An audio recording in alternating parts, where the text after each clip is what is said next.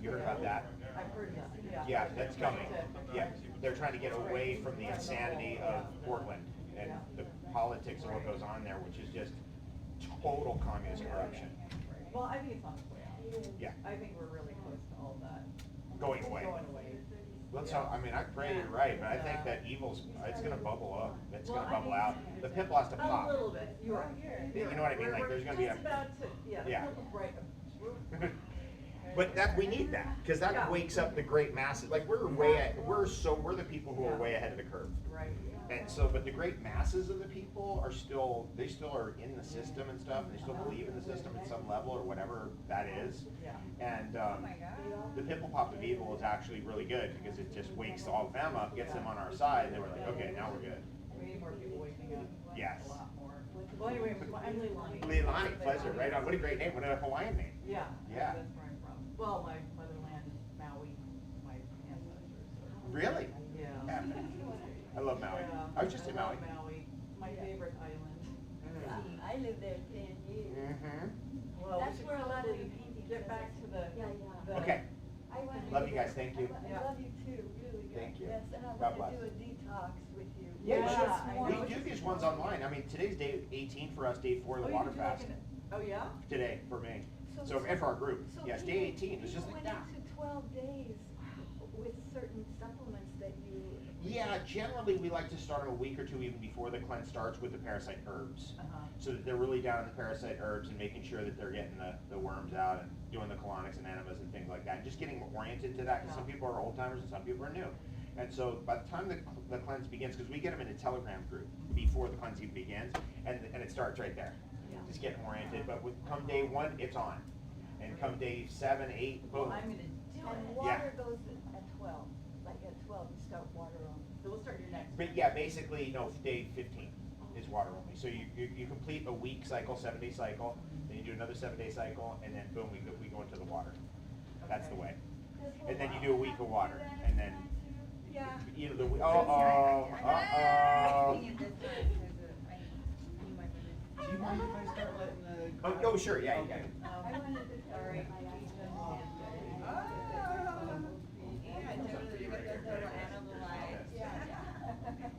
My friends say I'm a lot like a cat, because I can come out when I feel like it. Straight Yeah, I'm in the sun all day long, I follow the sun. I have some. It's nice to be gorgeous. All right, we'll take care. We'll Okay, nice love you guys, meeting thanks. you. I'll say hi to Jackie for you. Oh, yeah. Yeah. Hey, David. Hey, hey, hey. It's been a while. Okay. Should we move these? Here, smell this. Incredible. Oh, my God.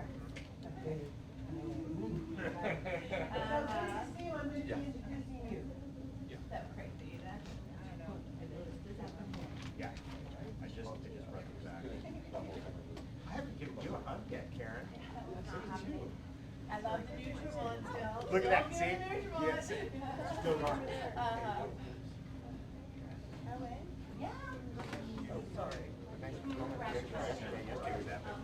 Thank you. Okay, charcoal lemonade, thank you. Can we get one more? Sorry, am I sitting here? Yeah, you were. I'm so I sorry. appreciate that.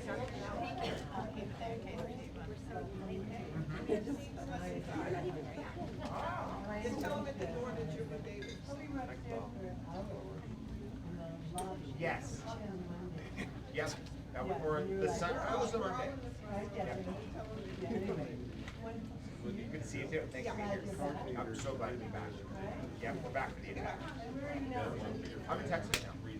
And, you know, I still have my farms, but now I'm based, I'm domiciled in Texas. Yeah, let me jump up there, I'm gonna get this thing going. Okay. Oh, thank you. Yes, yes. So then I'll jump down. Jump down on them. Okay. So it's 5, but let's start early, let's start at 9. What's going on in that? Ah, yeah.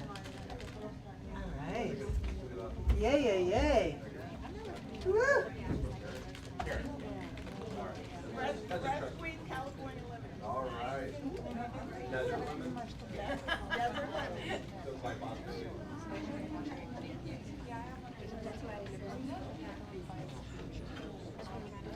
Yeah.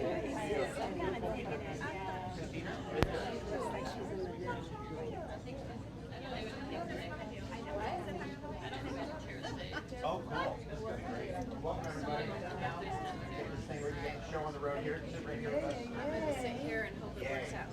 Exciting, yes?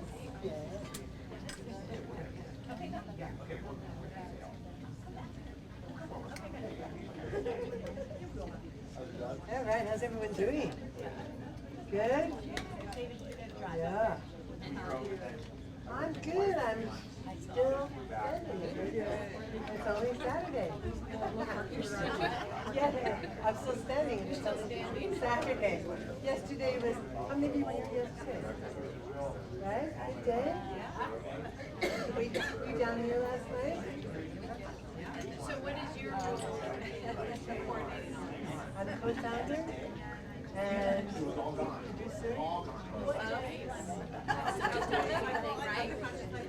Yeah. Donna works for free, yes. Yeah.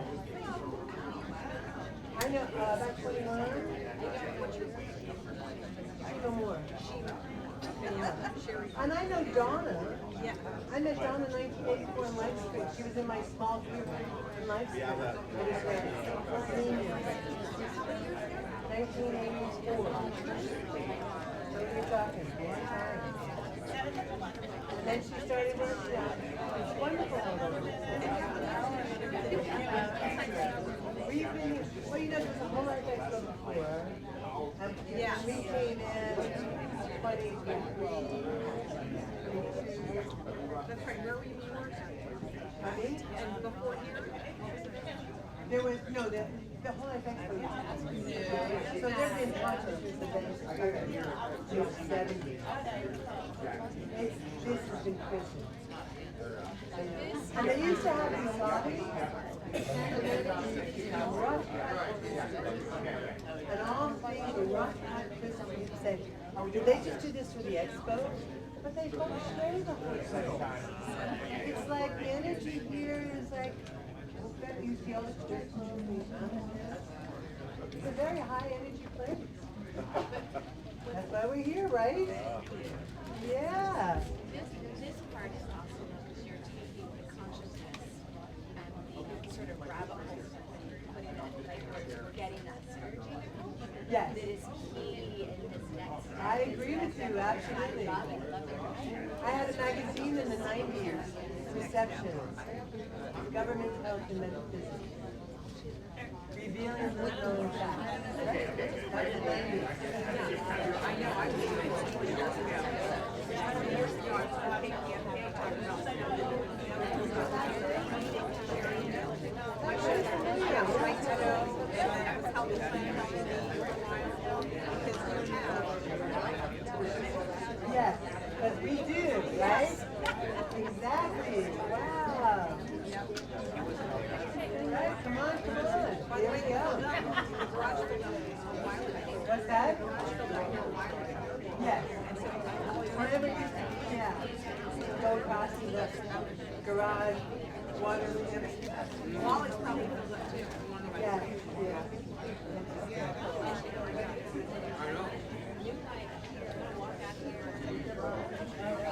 Whole new thing, right? It's gotta be transformation.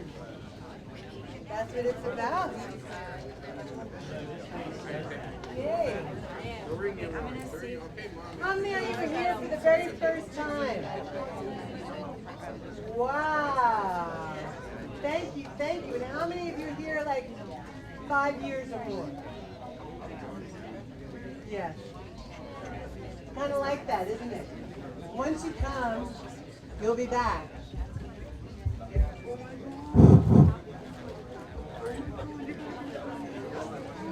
So people are still coming in. We'll give them another minute. And then we'll get going because lots of fabulous information here this morning. Great energy. And we got Barry in the house. We're good. Well, good morning, everyone. Or good afternoon, 12:01. I'm Shima Moore. I'm co-founder and producer of Conscious Life Expo. It's my pleasure to welcome you here today. You know, without you, we wouldn't be here. So you're very important to us. And the information that is we're kind of like a portal, you know, of bringing together all these wonderful speakers from all sides of issues to give you like the real deal, the real information to deal with. And no one does that more than our next speaker. We connected in 2020. Anybody here in the 2020 Expo? Those of you who were here 5 years, I know you were. But I first met David at that time, and I had been sick at the time, and unexpectedly, of course, sick. You don't think about it. And we sat up on Monday afternoon at the post conference, and we talked for hours. And he was so kind and so generous with his time and his knowledge, and it was just wonderful. And so I'm so pleased to introduce. I'm so glad he's here again, and I'm so glad that he's sharing, and that we have this space here for him to share the truth from his from his knowing on all levels. And that's really what this is about. This is about awakening our consciousness. We are stepping into we're stepping into new dimensions. We are stepping into new realizations of who we are. And the only way to do that is to be totally body, mind, and spirit present. And so taking charge of our own life is very important. And so we need truth tellers. And that's why I'm so happy to introduce you to someone that I know most of you have heard before. Love? Yes? Okay. Put your hands together and give a wonderful Conscious Life Expo welcome to David Avocado Wolfe.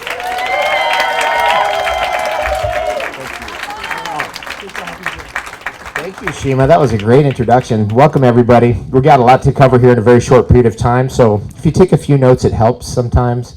The dullest pencil is sharper than Einstein's brain. So take a few notes. You never know. It might be something interesting or important. I'm going to talk about some really exotic stuff like P-glycoprotein inhibition, which is when you take quercetin and ivermectin together, the ivermectin becomes much more powerful. Twice, 3 times, 4 times more powerful. It can actually be too powerful. Things like that. We're going to get into some of the things that have really lit my heart up over the years, which is farming, organic farming, biodynamic farming. Rudolf Steiner, we're going to get into that. We're going to smile. We're going to talk about what Rudolf Steiner predicted for the 20th and 21st century and how that's playing out. And then we're going to talk about the pimple pop of evil that's coming in. And then that we are actually, everyone here is an early adopter. We're all early adopters. We've already been on the new thing, and we're all like, what is this? Like, Dr. Fauci? Like, really? Like, what's going on? In 1990, in UC Santa Barbara, the guys who lived below me, in the apartment below me, they were libertarians, and they brought in Dr. Peter Duesberg. And I went to the talk, and then afterwards, Dr. Duesberg hung out in their apartment downstairs, and I went and hung out with Dr. Peter Duesberg all night. And if you know about Dr. Peter Duesberg, he's the guy saying that the HIV cannot be the causative agent in AIDS. He's the guy he was the discoverer of retroviruses, and he also was blowing the whistle on Fauci and AZT back then. So I've known about the sinister Dr. Fauci since 1990, and I've been watching. And as soon as they put him on the stage, I was like, oh, there's that guy. Uh-oh. Trouble's brewing. That system, that giant, massive parasite called the U.S. federal government and its employees and the bureaucracy of Washington, D.C. is going to pop. It's a pimple pop of evil. And you can see what kind of little things they're trying to pull. The divide and conquer, they're going all in, absolutely all in. They're using their media assets to divide people and separate people like we've never seen before. They're doing that worldwide. Now that they've shifted, so they shifted from the COVID narrative, once that started falling apart, now it's the Ukraine narrative. And you can't question that narrative. Or you talk to anybody in media, talk to anybody in the news, talk to any news reporter. You can't question the narrative, just like the COVID stuff. Eventually that will fall apart. And eventually we'll find out who Zelensky really is, who's one of the worst money laundering crooks on earth and a cocaine addict. We're going to find out. And a pedophile and probably all the other stuff. Right? And then all those pictures of all those government officials all hugging him, and him and Macron. I mean, you talk about like a complete demonic crook. Macron. He's a bankster. He's a bankster. So just think about that. It's a revolving door. Now, bringing you back to Earth, farming. Getting back to Earth. Just all of that stuff. We're just looking at this going, can you believe that? What is this? Like everybody who was against war, right? So they basically took all the people who were like liberal minded, and then they tried to mind control them into the Democrat Party, then they tried to mind control them into another endless war. Another one. And people went right along with it. Right into another endless war. It will never end until we end it. And it's amazing how many people bought it. Just like they bought the COVID narrative, but they eventually woke up on the COVID narrative, and they're waking up every single day with those injections that are going on. We're going to talk about what to do about those jabs. I was like, Conscious Life Expo contacted me. They're like, you want to come out here? And I was like, okay, sure. What do you want to talk about? And I was like, color pigments? And they're like, no, we want you to talk about COVID jab injuries and what to do about it. I was like, okay, cool. Yeah, done.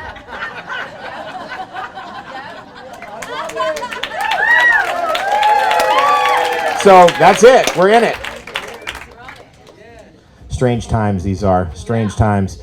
It's never been better, actually, in a lot of ways, because this is the moment we've all been waiting for. You remember that phrase? This is the moment we've all been waiting for. Everybody can see it. Everybody knows now. They can see the scams going on. They can see the scams running. They understand the endless war. I remember back the day that we discovered cacao. You ready for this story? So this is my farm in Hawaii, and I was taught tropical farming by Stefan Reeves, who was Woody Harrelson's neighbor. That's how Woody Harrelson and I became friends over 20, almost 30 years ago. And this is a durian growing off one of my trees, and it was Stefan Reeves, the durian farmer. I kind of called him a durian miser, but he was a durian farmer. He taught me tropical farming, and eventually I have my own durian trees now with durian growing on them. Took a lot of years, 18 years. Long time, big commitments, different types of commitments. At any rate, if one day I got into this. And there was a guy on Maui, and this is about 25 years ago, and there was a guy on Maui, and I met these kids on the side of the road, Ethan and Eli, and they were the Coconut Brothers.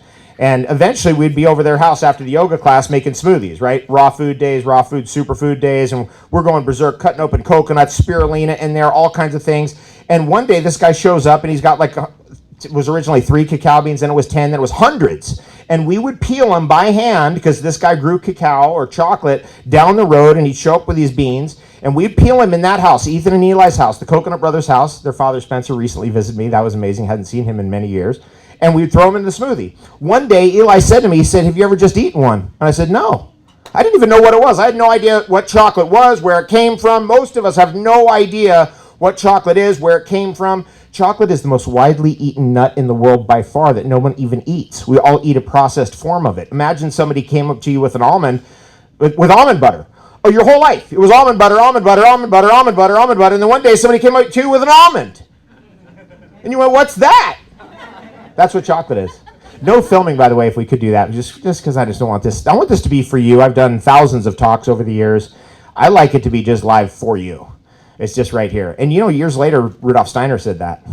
Rudolf Steiner never wanted any of his stuff recorded. He just was like, this is live for you, and it's for you right now. Now, you ready for this? So I finally, after many years, I'm really good friends with Ethan. Ethan lives on our island now and moved off of Maui. And then Eli moved back to Maui. He's the brother. And Ethan and Eli, that was in the house where he discovered cacao, and that whole cacao revolution happened. Because with the next bean that I peeled, when Eli said, have you ever eaten one? I actually bit into it. Suddenly, the cacao god appeared, like Gazoo from the Flintstones. Like, hello, dum-dum. And I was like, what? And that next thing I know, it was like, the cacao god says, look, if you want to mess around with millions of people and help them, cool, let's stick with the wheatgrass juice. But if you want to affect billions of people, you better get on board with me. So I was like, okay. First of all, just biting into the cacao bean, having been a raw foodist for so many years, I couldn't even believe the flavor of it. I was like, what is this? It blew my mind. Everybody said it would fail. Everybody, my mom, business partners, everybody, oh no, it's not going to work. It's too bitter. People won't like it. And I was like, no, all I could think of is people drink bitter coffee every day. People drink bitter coffee every day. It's going to work. It's going to work. It's going to work. And we pushed out the raw cacao beans, the raw cacao powder, the raw cacao butter, all that stuff, remember? And it blew up. It exploded, changed the whole industry, turned it into a $500 million industry today. from that little house. So Eli calls me and he says, dude, you're not going to believe this. You know who was the original owner of that house? You know who we bought that house from? I said, no idea. Klaus Schwab's sister.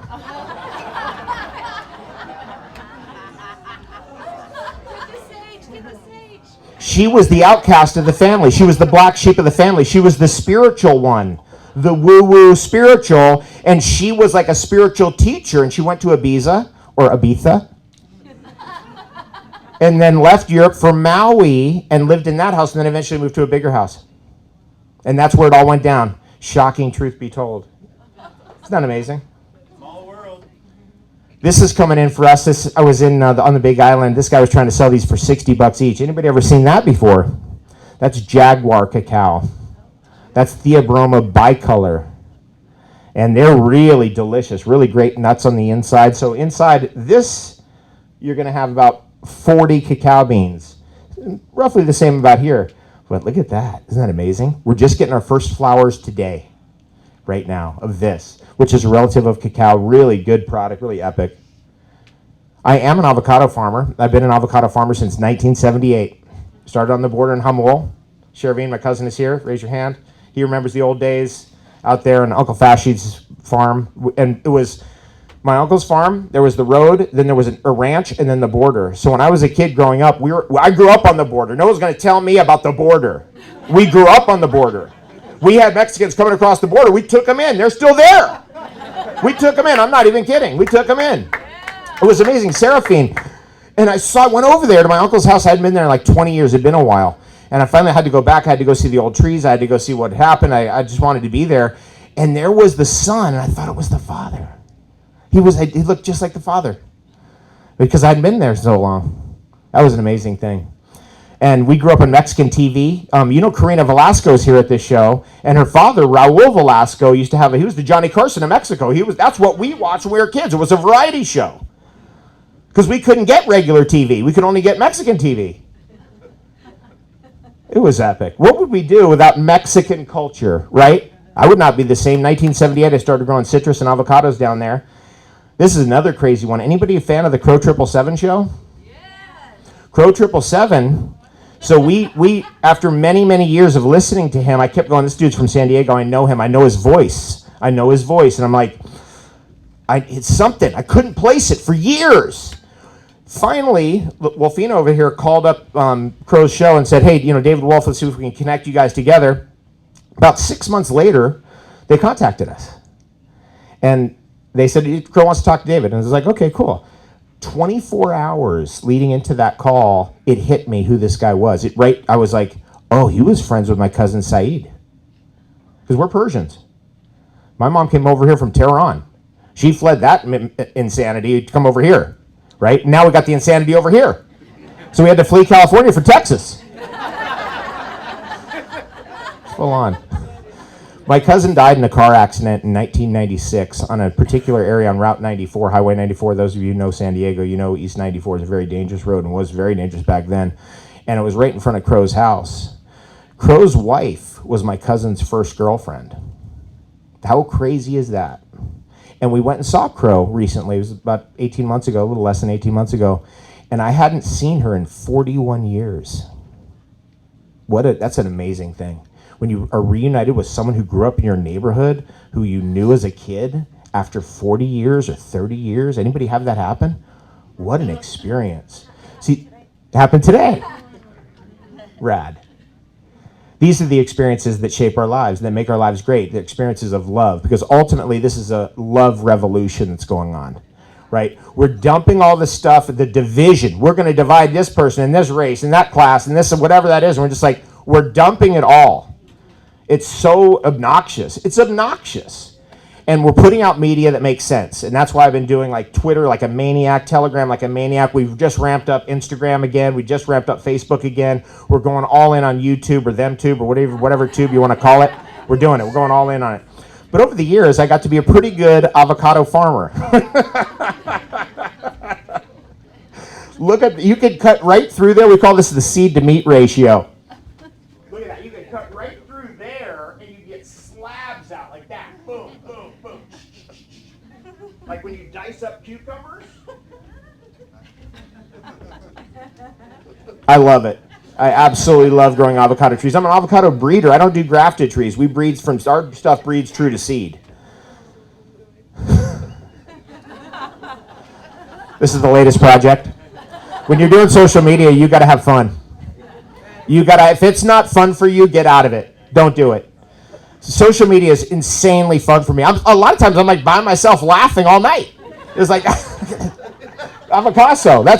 I got avocado.com. I went for it. And we're going all in on this. We're going totally in on it. It's happening.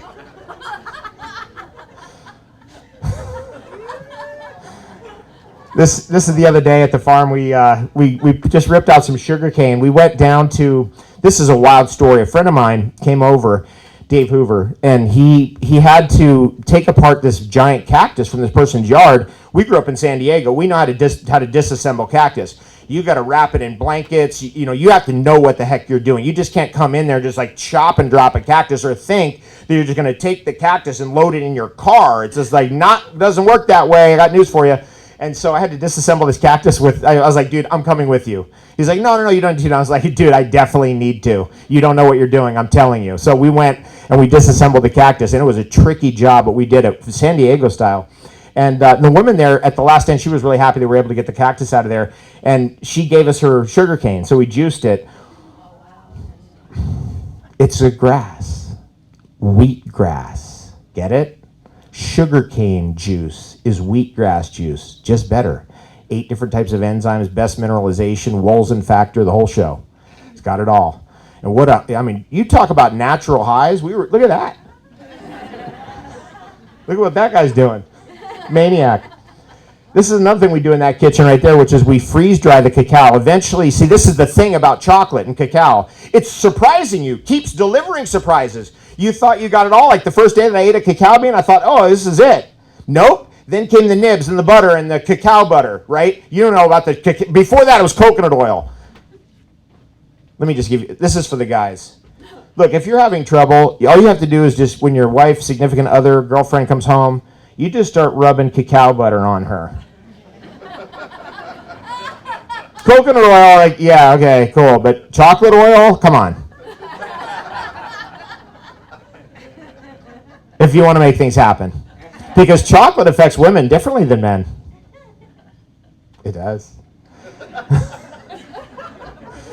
Now we're here. So one day, a friend of mine, he's in the cannabis biz, and he's like, you should get some freeze dryers. I don't really understand the cannabis biz or the freeze dryers at that level that he's at. They're making rosins and this and that and bubble hash and all this other stuff. And I was just like, I don't know that biz, but I'll definitely, the freeze dryer, we'll try it. So we got it. He knows how to use it. So we started just freeze drying all kinds of things on our farm. Jackfruit seeds, jackfruit itself. Freeze dried jackfruit is absolutely off the charts. Off the charts. I mean, I'll eat that and I'll be like, I don't need anything else for days. That's all I eat for days. Just freeze-dried jackfruit. Freeze-dried durian. And then we hit the freeze-dried cacao. Freeze-dried soursop. It's just that it's going to new levels. You retain 97% of the nutrient value in freeze-dried food. 97% of the nutrient value. So we got to doing the cacao beans. Look at this. I mean, and we brought them to the show, and I've been feeding people, right? You guys have been getting fed by these the whole show. Please come by. My booth's out there, just slightly to the left in the back corner back there, with the guy who's the Jun guy, Captain Jun, Captain George the Fourth. We're back there with George the Fourth. And we're eating cacao beans all day long. I'm actually on day 18 of a cleanse, day 4 of a water fast. And I'm in it. Now I'm like, okay, I'm in it finally, thank God. It's rough. There was a couple rough days. And yesterday afternoon was one of them. Yesterday night I got through it, and so I was really charged up hanging out with you guys. That was super fun. Great to see old friends and family. It was wonderful. And then today I'm charged up. So thank God I got through those tough days. Now, this far in, it's easy because you're totally in burning off the glycogen. You're totally into ketosis. Okay, now, see all the wonderful secrets that chocolate still has? And so come by our booth. We'll feed you. Okay, now we're getting on to this.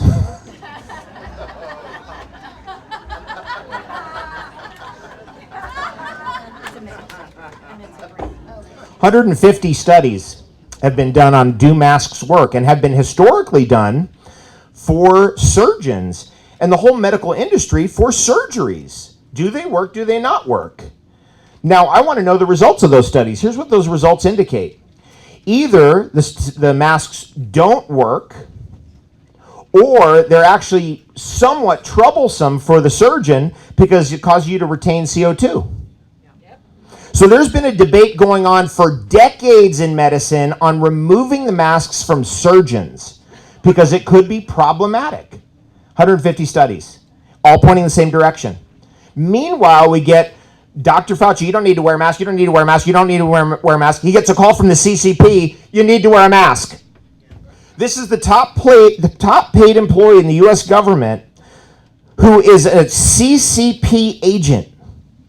Just so you know, you know how berserk I am on Telegram. It's every day, all day long. It was this morning. I got this morning and I went berserk. You saw it? Did anybody catch that? Anybody on my Telegram page?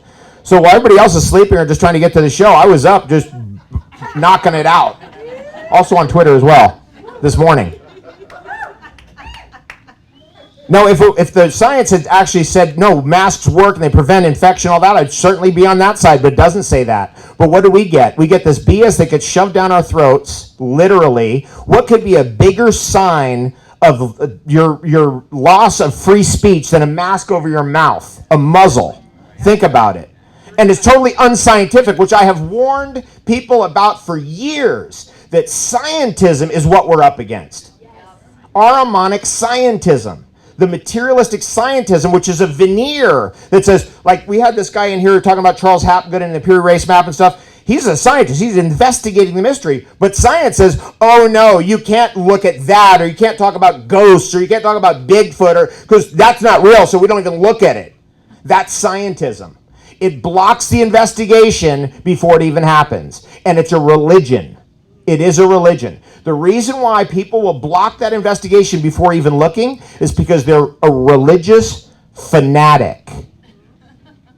So people are, oh, no, we're all secular now, and we're scientific. Absolutely not. There's as much religious fanaticism today as ever. As ever. It's never been greater. If they just shifted it from one thing to the other thing. Like, oh, people don't believe in ghosts now, but they certainly believe in germs. And they're way more scared of germs than they ever were of ghosts. There could be carcinogens, atrazine, glyphosate, the most insane chemicals in their food. They don't care. But germs? We're wearing a mask. We're wearing 2 masks or 3. Or social distancing 6 feet. Social distancing 6 feet, that turned out to be a complete fraud and totally made up. I kept warning people, I kept going, but that pimple pop of evil is going to do its thing. It's going to do its thing. We're just watching. It's really entertaining. I mean, the comedy value's never been crazier.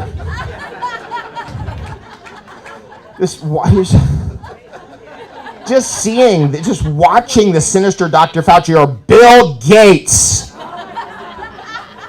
Conscious Life Expo was like, do you have a PowerPoint? It's like, I don't use Bill Gates products. Sorry. I don't inject them. I don't use them. I don't have anything to do with that maniac. Like, look what he did. He took this beautiful country that we have and all the great opportunities, and look what he did. He allied himself with the CCP and the World Communist Movement and the banksters. And now he's completely with them, wanting to rip you off at every turn. Just watch him. It's incredible, actually. Just watch the comedy value. Like, that guy? So, hence the meme. It really is interesting, isn't it? Germs ain't going to hurt you if your terrain's healthy. It's about the terrain first. Now, I don't want to be sprayed with anthrax. I have some sense. So you do hear the germ versus microbe versus, the microbe and germ versus terrain theory maximalists, which is it's all terrain, no germ. And it's like, look, sorry, you don't want to be sprayed with anthrax. I don't care who you are. You don't want to overwhelm your system. You don't want to overwhelm your system with leptosporidium or giardia. You don't want to do that. That's common sense. So in the whole pandemic stuff, you see the microbe people finally dumped that theory and they went over to the terrain theory, and they just did exactly what we saw in the raw food scene, where somebody went from one extreme to another extreme. Terrain is more important, but it's not the whole picture. Okay, let's keep going. Are we having fun yet? Yes. Welcome to the Conscious Life Expo. Feeling good? Feeling right tonight? It's going to be Saturday night. You guys ready to go berserk? In the Middle Ages, a certain fear prevailed. This is Rudolf Steiner. So Rudolf Steiner called it. He called it. That's why I like Rudolf Steiner, because Rudolf Steiner left behind 1 million pages of material. 1 million pages of material. We throw around millions and billions, and everybody, billionaire, millionaire. We don't realize what 1 million actually is. 1 million pages of materials, 50 to 60 pages every single day, from age 15 to 65. That's how much material that Rudolf Steiner left behind. Just that alone should cause you to go, what? Here's another thing. I read his book, The Riddles of Philosophy. I have a degree in political science. It's really a degree in philosophy. By the way, I have all their degrees. I've got a degree in mechanical and environmental engineering. I've got a political science degree. I have a Juris Doctor in law, and I also have a master's in nutrition. I have all their little things. It's all BS. I checked all their boxes, whatever. It's just all this regurgitation nonsense. We need to learn how to think. And Rudolf Steiner, thanks.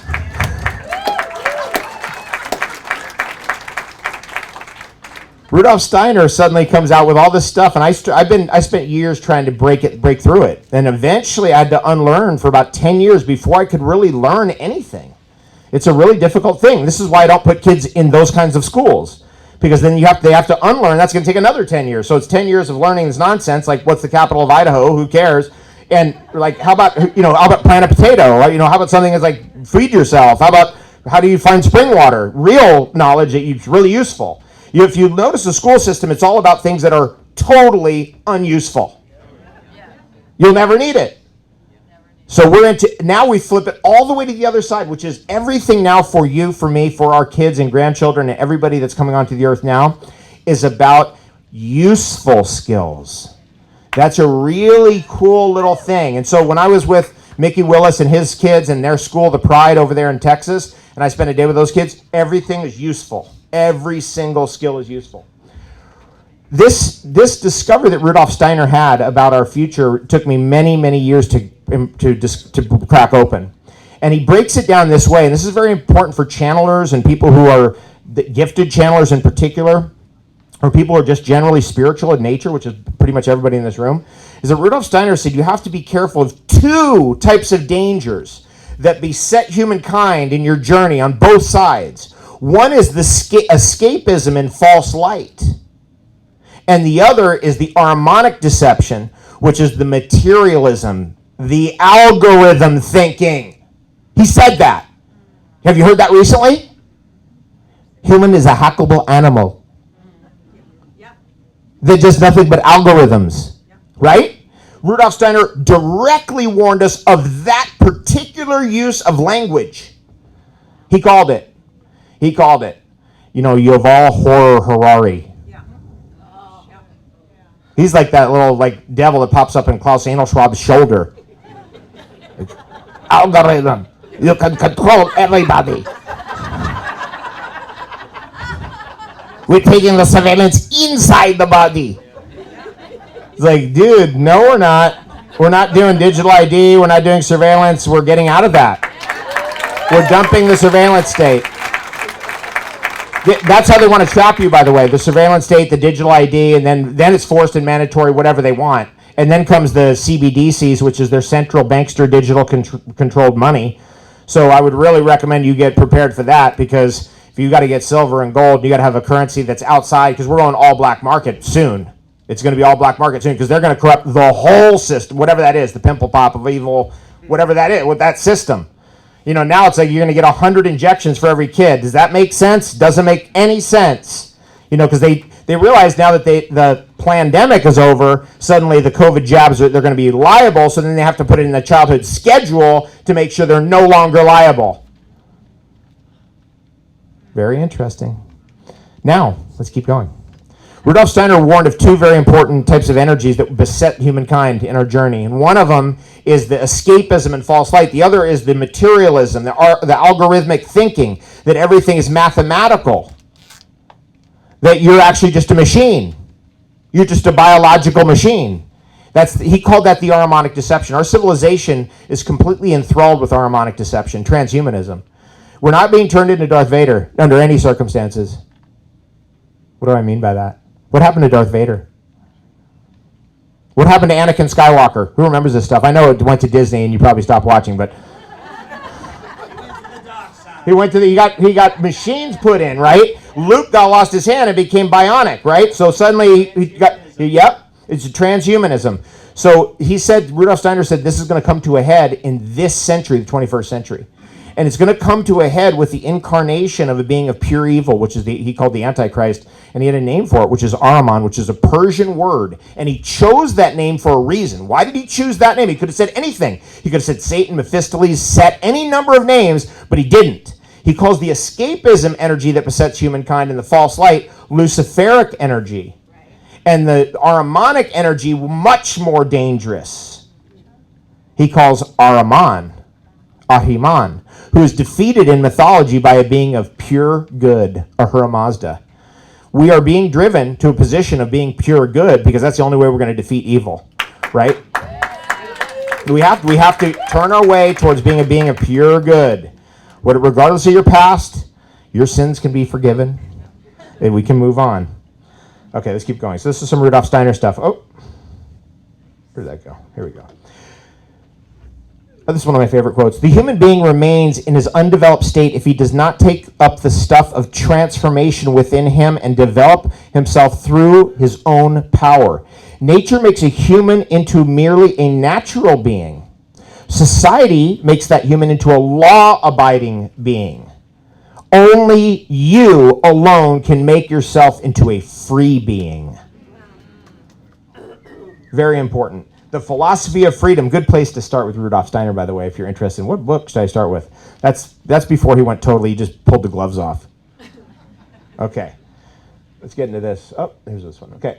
Anthroposophy, which is the teachings of Rudolf Steiner, which puts the human in the middle. This is the key. The human's in the middle. You.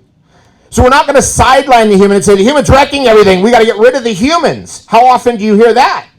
This is the whole deep pop. The repop, depop. Hip-hop, Depop. The new Depop. Depop, Deepak. Depop, hip-hop. That's what's going on. And so what they're trying to do is they're trying to get you to eliminate yourself. They're trying to wipe out the human race in a way where they can get some real numbers on the board through injections that kill and maim and injure and weaken. That starts from the day you're born. These are Ahrimanic injections, right? It's a needle. It's a physical thing, a material thing being punched into you. It's an Ahrimanic deception.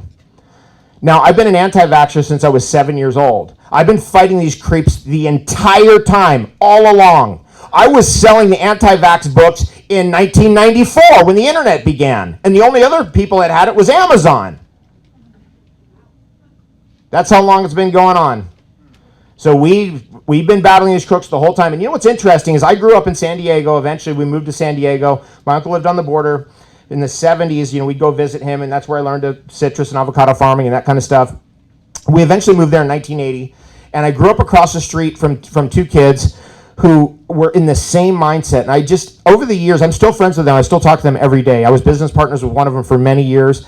And it was just amazing to me that the good Lord, the good lady, the creator, the creatrix, whatever you want to call it, the source energy, put us across the street from each other because we had the exact same philosophy about mainstream medicine, that it's poison. Mainstream medicine is the number 3 killer of people in the Western world for 18 years straight running. You know what that means? It's the number 1 killer. You know how they lie with statistics. It's the number 1 killer for sure. There's no question about it. If we'd never been maimed by Big Pharma, if we'd never been injected, we never had anything to do with it, if we grew up herbal, right, they took our whole part of our herbal part of our diet and they outsourced that to Big Pharma. So people are like, herbs, you mean like oregano on my pizza? No! No. You're a human being. You need alchemical herbal substances. Reishi mushroom, chaga, gynostemma, tulsi, ashwagandha, vanilla. I got a surprise for you.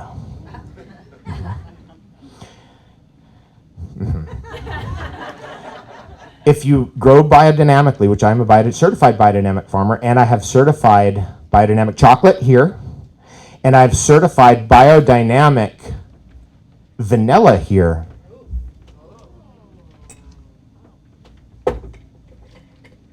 Are you ready? Okay. No, you're not ready. You're not ready. You're ready for that? That's bigger than my pinky. That's longer than something else.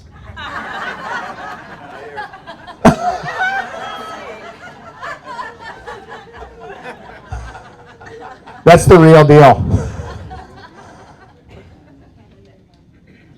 That's real vanilla. In case you were wondering, in case you thought it was all BS, or what would Rudolf Steiner, what does he know? Some idiot or whatever. Okay, then explain that to me. You know those little dried up twigs they're selling you, they're calling vanilla? You see the difference? Just to show it, just to make it real, to bring it to reality.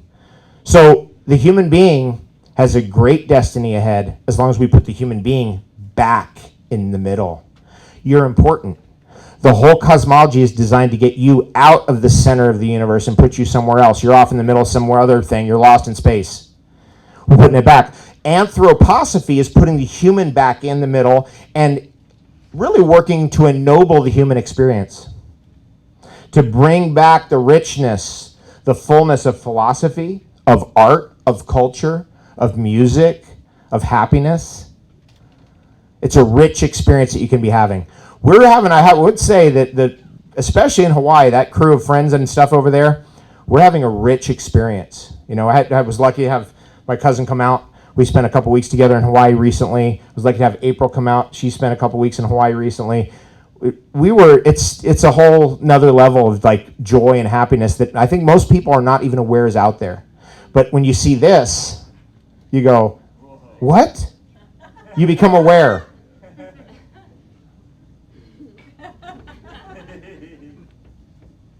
This is what I grabbed. I was like, I've got to shove as many vanilla beans in this thing before I leave as I can. And then I've basically been curing it by keeping it in the sun. But the smell should waft out there. Okay, let's keep going. Biodynamic farming. So biodynamic farming, I just want to talk about a few principles and just a few ideas. That the heavens above us, the celestial bodies above us, so the moon, the sun, and all the planets and the stars, have an effect on us. You don't go out and sun your bottom at midnight. Shocking truth be told here at the Conscious Life Expo. I know, it's a shocker.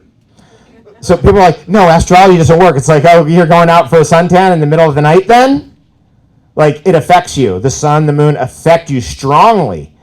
The position of Saturn. So there's a time in the spring, actually 2 times in the spring, for Biodynamic Prep 500, which is the fertilization one. That's the horse manure in the horns that are buried in the earth all through the winter, and then you dig them up, and then you swirl them one way, and you swirl them the other way. And you do that. You go and spray the day that Saturn is in opposition to the full moon. And so what does that mean? Well, Saturn, or the moon, is up above, right? So it's pulling everything up. But Saturn's below, so it's in opposition on the opposite side. So it's pulling those roots and structuring those roots. It's fertilizing. That kind of idea. That's biodynamic farming. Working with ethereal and etheric elemental forces in nature. And opening yourself up to what Rudolf Steiner is really describing, which is natural magic. You see, at the bottom of scientism is an amazing discovery. That ultimately they can't ever really get the science to work in their favor, so they have to fake it. They fake it. So when you really dig in on the science, you find out it's all actually only probabilities are possible. It can never really be 100% this, that, or the other thing. It's only probabilities. Ultimately, right? If I say like reishi mushroom is the best thing ever, you might go, well, I have a mushroom allergy. And it's not the best ever for you because the percentage is going to show us that. That's reality. Nutrition is that. We can only just look at the probabilities and put the best things forward. You try it and you go, oh, this worked for me, that didn't. This worked for me, that didn't. You know what Rudolf Steiner's saying was on nutrition? This was a game changer for me. There are as many diets as there are human beings on earth. Take that in. Take that into your heart. Feel into that. That's how special a human being is. We're not an animal. We're not a monkey. We're not a chimpanzee. We're not a gorilla. We're not an ape. We're not any of that. That's all BS. It's some fake story they told you. You're a human being. You're an ennobled soul. And therefore, your soul, your family, your ethnic group, where you're living, what's available to you, it's all part of your diet. What your spiritual aspirations are, very much part of your diet. Very important. So what are they doing? They're trying to bypass diet and inject substances into you. You get it? Instead of eating it. So what the doctors say, oh, they eat Ensure. Here's Jell-O. Bill Cosby Jell-O. Here you go. Here's high fructose corn syrup, GMO. But meanwhile, we're going to inject you with this stuff. With patents, and all Bill Gates gets all the money, and Big Pharma gets all the money. Okay, so now we're going to get to that. You guys ready for the next piece? No matter what has happened to you, no matter what Big Pharma has done to you, there's a way out. There's always a way out. And Rudolf Steiner said, no matter what your situation is, there's a cure out there for you. But you got to start trying. You have to start looking at different things. You have to go, I'm going to try this, I'm going to do that. Now, in jabs. If somebody's been jabbed, let me give you the top recommendations. Number one, that's easy to get, is iodine. Get them on the iodine, and that disturbs the nanobot communication. Iodine, iodine, iodine, iodine. Not only does it displace chlorine uptake, not only does it displace bromide uptake, not only does it displace fluoride uptake, it disturbs the nanobot 5G communication. I have talked to people all over the world. As soon as they rolled out the pandemic, they also rolled out all these new cell towers, just like clockwork. So people who don't believe that's going on, ask some questions, look around, talk to people who are in the government. I talked to people who are in the government. They're like, I couldn't believe it. The day they announced the pandemic, they're rolling them out. So when everybody else was locked down, not the people putting in the 5G infrastructure, they weren't locked up. Why is that? Just a coincidence, I'm sure. Another big one, and huge, just for oxidants. Now, I've talked to Gabriel Cousins in depth over this numerous times. Dr. Gabriel Cousins, some of you remember him. He's an amazing spiritual teacher and leader. He's about to turn 80 years of age. He's still doing 600 to 800 push-ups every day. Amazing. And he's convinced from his research that the jabs are radioactive. So they're very strong oxidants. So you need a very good ballast or an anchor to hold that down. That's where the charcoal and the carbon-60 and those carbon compounds come into play. I'm a big believer in charcoal. You guys know that. I have a slide up here somewhere. Jesus, probably a little bit ahead. See if I can get to it. The experts. Yeah. Trust the science. Trust the experts. Here's our little listen to the experts. Watch TV. The scientific method and the scientism method, right? The scientism method is like, here's the outcome we want. We're just going to push it through and make it look like it's real. And I'm going to get into this, what Rudolf Steiner said about the vaccines. Okay. By the way, that's reishi and chaga and medicinal mushrooms, all wildly crafted. I hope you get into that. What an amazing way to feed yourself the herbal wisdom that's part of your birthright and naturally characterizes a chunk of your diet. Right? If you've only had like food and you've never had superfoods and super herbs, first of all, I'm stoked for you. Because you're about to find out. You're going to be like, wait, I can never be sick again. There's no chance, 0% chance I'm getting a cold, cough, flu, fever, under any circumstances. Doesn't matter the level of stress. If I stayed up all night, burned the candle at both ends with a blowtorch, doesn't matter. Because we figured it out. We've long ago figured out how to stop colds, flus, fevers, strep throat, all that stuff. But it's not going to be stopped with Big Pharma. They're going to make it worse. And it's not going to be stopped with just food. It's not going to be. Sorry. I like food. But every now and then you got to take a break even from that. I like superfoods. Superfoods are like food and medicine together, and that's a great thing. But the herbalism is where the rubber hits the road. Right, the great herbal systems of Ayurveda, the great herbal systems of Chinese medicine and Taoist tonic herbalism, the great herbal systems of the Amazon. Oh my God, well, this is so epic. If you don't take the herbs, they can't help you. Sorry, somebody has to say it.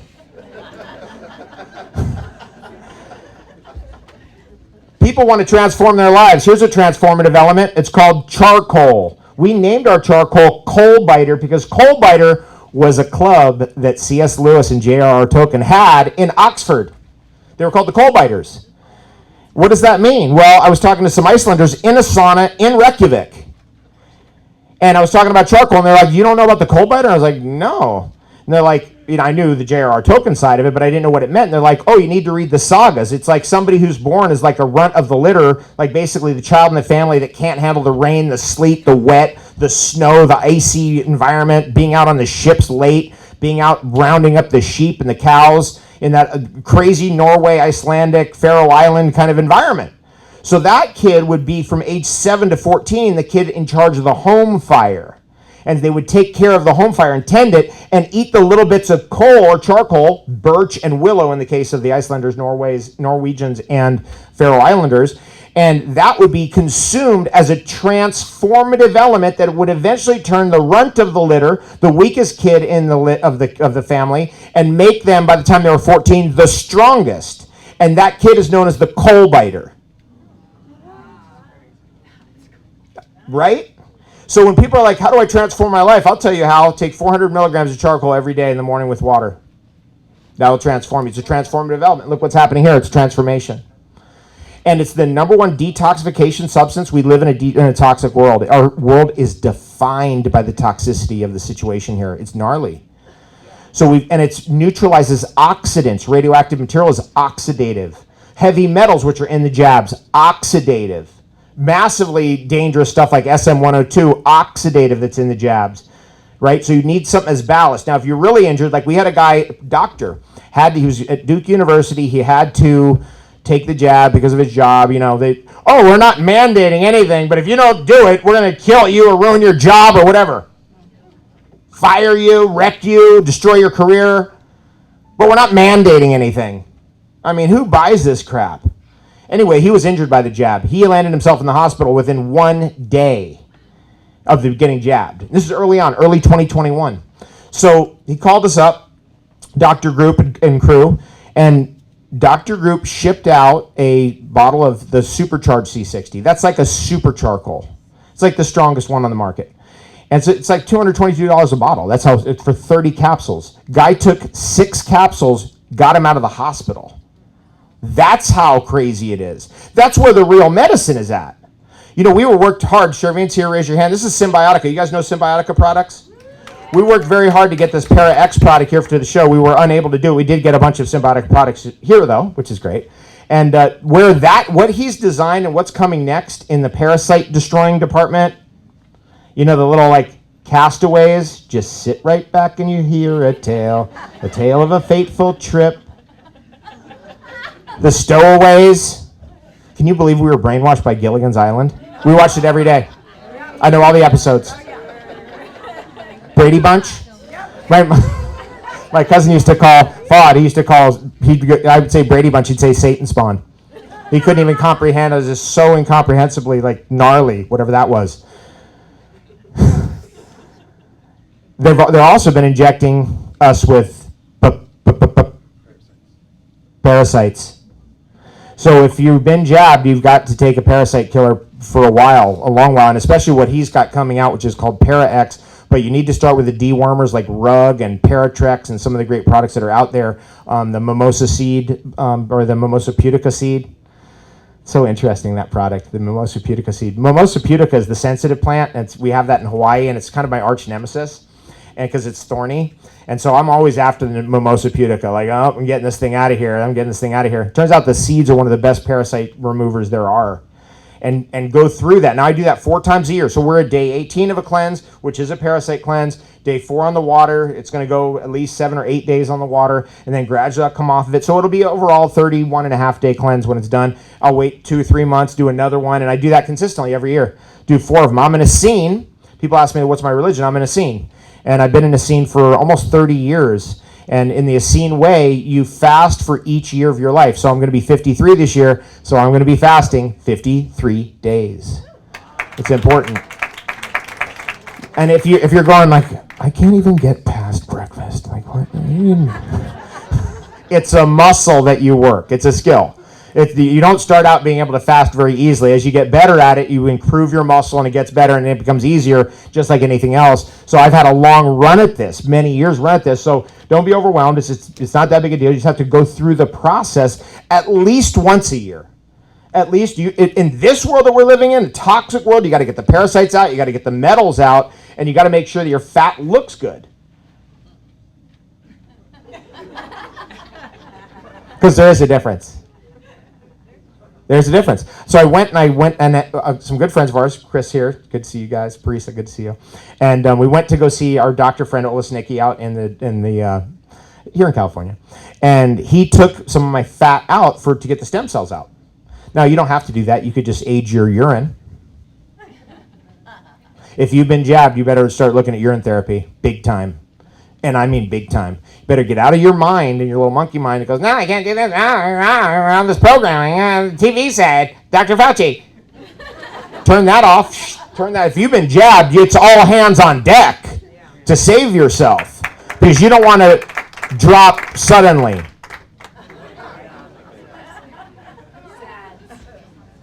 Now, with the urine, if you age it, you'll produce lots of stem cells. And get into that world if you want to. I spent a lot, no filming, please. We're not doing film, thank you. This is just for you guys. And thanks for showing up. And I appreciate everybody who did show up. It's really cool. And thanks for coming out. It's been a lot of years, 3 years since the last one. And probably, I haven't done an event like this in quite some time. I've been doing freedom events, but not an event like this. So that's been kind of fun. It's something different. At any rate, so if you've been jabbed or somebody you know has been jabbed, they need to look at urine injections. I worked with Dr. Hitt in Tijuana for 10 years. We did urine injections. And that was amazing what happened to people. I mean, we had people coming in with brain cancer going home in 8 weeks. Going home. And we did urine therapy, so it was urine injections. We did ozone, and we did vitamin and mineral pushes, especially selenium and magnesium sulfate and zinc. And I would coach them on diet, like you got to get off the sugar, you got to get off the heavy protein, because those are nitrogen sinks for cancer, and the heavy protein's a nitrogen sink for cancer, and sugar that's what cancer eats. So that kind of stuff, and I coached them through that, and we did that for years, and it was super fun. But I can tell you, because I'm going in there, and I'd be going in the morning, so I go to the Fruteria Hidalgo in the Mercado Hidalgo in Tijuana, TJ. I was hanging out with one of my favorite people ever, Carlos Santana. We do the food for him. He's our guru. That's a true guru right there, by the way. And I was talking to him, and I was like, Carlos, you from San Diego? Because the way he was talking, he's like, no, I'm from TJ. And the way he said that, I hadn't heard that in 30 years or 40 years. Like, that's the kids I grew up with who grew up in TJ. That's what they would say. And I was like, dude, you're from TJ. Carlos Santana's from TJ. Isn't that the best ever? It's beyond. And his wife, Cindy, I mean, superhero levels. She's I can see, like, Cindy's so cool and so smart and so on. She's the drummer in the band. I was like, oh, I get it. That's why he grabbed her. He saw her and he's like, you're mine. That's it. Then they got married and they lived down the road. And what a wonderful, actually their stove is my stove in my house. The other stove is, who's that criminal from Twitter? The guy, Jack Dorsey. It's his stove. Long story, but it was his stove. Some friends of mine were cooking for him, and we ended up getting his stove. Another story. That's for another time. Anyway, jab injuries. Well, what we did with Dr. Hitt, we would inject people with their own urine. We got the ozone into them. These are very important for jab injuries. Ozone, an oxidizer, a very strong oxidizer that can oxidize anaerobic organisms. You ready for this one? Shocking truth be told here at the Conscious Life Expo. Parasites are anaerobic.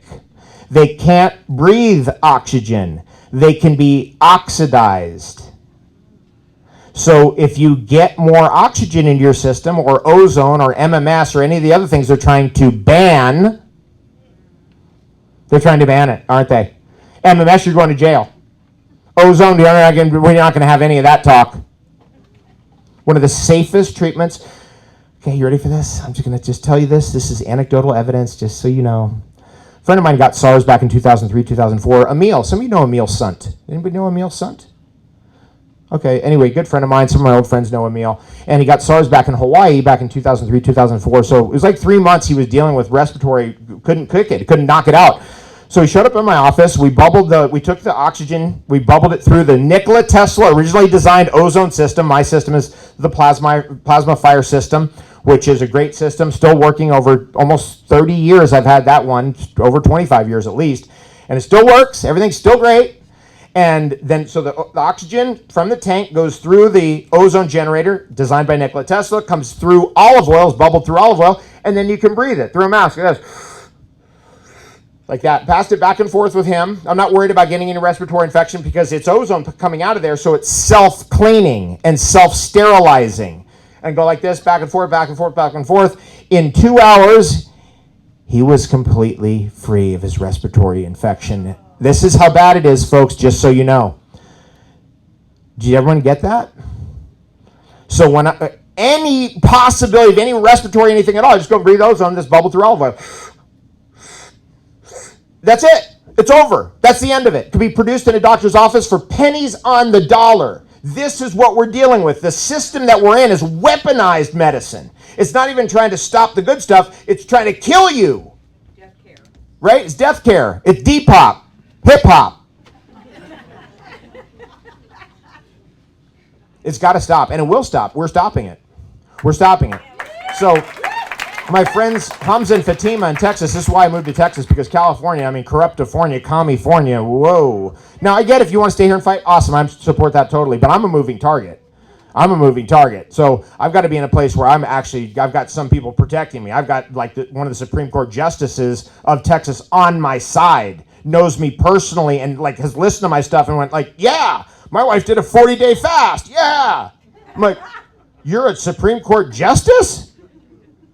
So my friends Hamza and Fatima over there in Texas, in Austin, they have created a PMA, a private membership association, so that if you get, let's say you get cut or injured or something like that, you don't go to the emergency room, you go to them.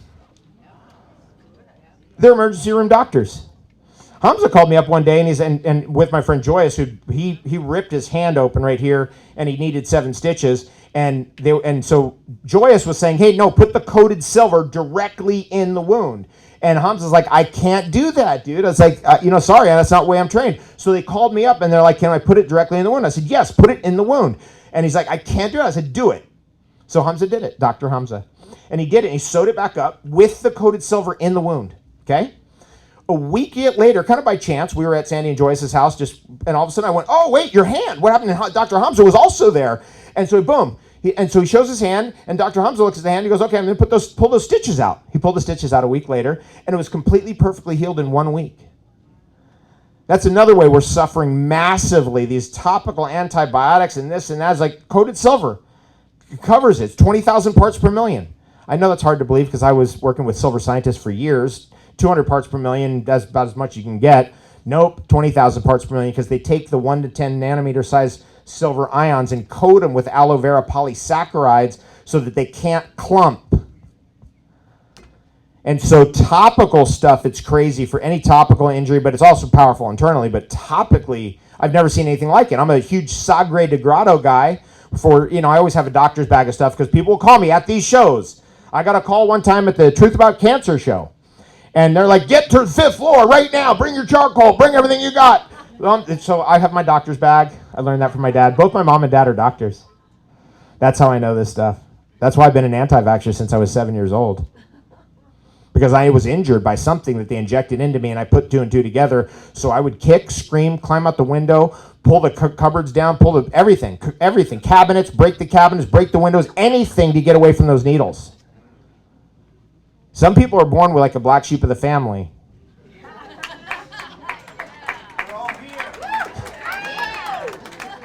Oh, what happened? Uh-oh. They're cutting you off. That's like, we can't have this. Stop. Oh, good.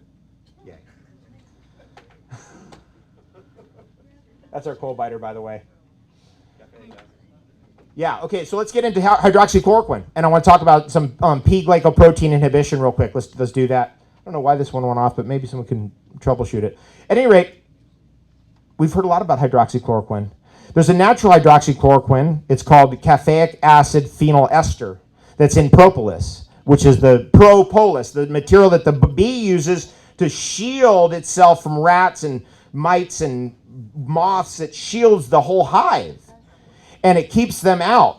And it's extractable, and if you take propolis and put it in alcohol, you can shake it around and finally get the caffeic acid ester out, which is called CAPE, C-A-P-E. I know a lot of this because Shervin on his new product has been spending a lot of money and time on this particular nutrient, which is the most expensive thing probably in the whole formula, right? Your whole Para X formula that's coming out. So it's a lot, right, to get to the core of things. And sure, hydroxychloroquine is a great door opener, but there's way more powerful stuff out there. And one of them is propolis. Just to protect yourself. What's propolis? It's bee resin. It's resin from trees that's processed by bees. And it's a very powerful antioxidant. It's a very powerful protector of tissue. And a blood cleaner, a blood purifier, par excellence. So if you're like, oh, what's the better than hydroxychloroquine? Propolis extracts. Now, hydroxychloroquine is a P-glycoprotein inhibitor.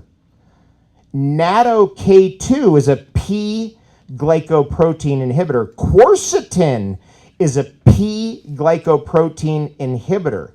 Ivermectin itself is a P-glycoprotein inhibitor. Now, you may, if you've dug down into the research on ivermectin, you may have found out that sometimes people do get like lowered sperm counts, or there's some research in that area. Anybody ever heard of any of that? If you take too much, you can OD on it, just like anything. Lord help us. You can do too much. But if you take it with quercetin, you potentiate the ivermectin, and therefore you can be taking too much and you can overwhelm your metabolism. And that's what the research is showing. So the dosage per person, like an adult male, is about 12 milligrams per day. That's about your dose. For a woman, it'd be 6 milligrams. It depends on your body weight, obviously. And for a child, it might be 3 milligrams. 2 weeks on, 1 week off, 2 weeks on, 2 weeks off, something like that. And then come back on it again if you need it for worms, or you want to get the big stuff out, liver flukes, things of that nature. And it's a very effective thing. It's a symbiotic. Ivermectin is a symbiotic. So this is one they are so freaking out that this one got out of the genie bottle. They are, Dr. Fraudchi's freaking out right now that you found out there's something they have in their arsenal that could actually stop the common cold. Years ago, 1993, Hannah Kroger taught us in her little class that if you get the worms out, you can't get sick. All these years later, I'm still looking at that going, that woman is right. Isn't it interesting that ivermectin stops coronaviruses because it gets the worms out, because the worm itself is, in fact, a virus factory? Someone has to tell you. I'm not kidding. Someone has to tell you. Otherwise, you'll never hear it. You think you're ever going to hear this on TV? It'll never happen. But you'll hear it on Telegram. You'll hear it on Twitter. I'm going berserk. All chips are in. This is it. This is the move. Because we're taking them down, and people are going to find out what kind of fraud that whole system is. What a destructive, crazy enterprise of criminality. Ugh. So what do? Well, we want to start looking at these different things like ivermectin, and we want to start looking at them in a way that, okay, for a while, if you're doing parasite cleansing, it might be part of your parasite cleanse system that I do 4 times a year. You might want to do it once a year. And you might want to do 2 weeks on, 2 weeks off, or 3 weeks on, 2 weeks off, something like that. But if you're taking quercetin, the ivermectin becomes much more powerful. Be careful. If you're taking hydroxychloroquine with the ivermectin becomes much more powerful. Be careful. 2 or 3 times more powerful. So the dosage would have to be cut back if you're taking those together, or just take them separate days. Don't do them on the same time. You might want to do ivermectin for 2 weeks straight, and then you take 2 weeks on doing quercetin. Then go back to hydroxychloroquine, and then kind of cycle on and off that way. That cycling, by the way, is really an important strategy in normal medicinal herb healing. Tonic herbs like reishi and chaga and that kind of stuff. Let's go back to those. Those are kind of fun. There they are. These are tonic substances. You can do these every day. I can do reishi mushroom every day. I can do chaga mushroom every day. I can do gynostemma every day. You know, the great tonic herbs, the great herbs of the great herbal systems. Tulsi, for example, every day. I could do, for example, ashwagandha every day. It's a tonic herb. But a real medicinal herb like a dewormer or a symbiotic like ivermectin, that's something you have to cycle on and off. Everyone get that point? Very important point. Now, cycling on and off with a symbiotic. What's a symbiotic? Way back before the medicinal mushrooms hit, like 20 years ago, I did have a little secret that I carried around. I used to get packets from Japan of symbiotics that contained substances like acidophilin. What do you mean acidophilin? I thought you want acidophilus or bifidus or thermophilus and Terratius facium, something. What do you mean you have a packet of acidophilin and extracts of probiotics, what they secrete, what they make? So it's not the acidophilus that's good for you, it's what it secretes in your system, acidophilin. It's not the bifidus that is good for you, it's what it secretes in your system. It's not the thermophilus that's good for you, it's what it secretes in your system. You can then take those substances and ferment them. So you can take those materials, let's say those bifidus and acidophilus, and you can ferment it, and then it will separate over a period of months. And they've done this in Japan and Korea for 800 years.